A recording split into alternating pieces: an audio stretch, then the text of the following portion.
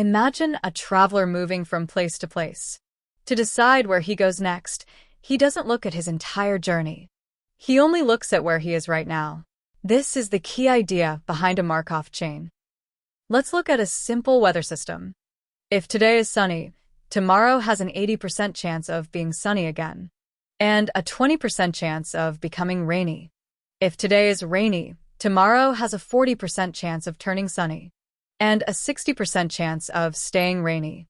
The next day depends only on today's weather. Markov chains are usually stored inside a transition matrix.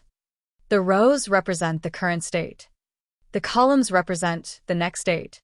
Each number tells us the probability of moving from one state to another. And every row must add up to 100%.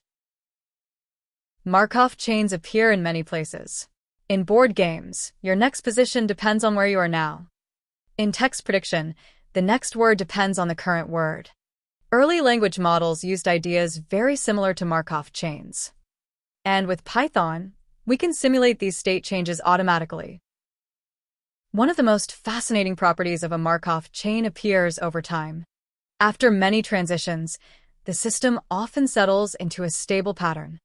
For our weather example, about 67% of days are sunny, and about 33% are rainy. Even if we start from different weather conditions, the long-term behavior becomes nearly the same.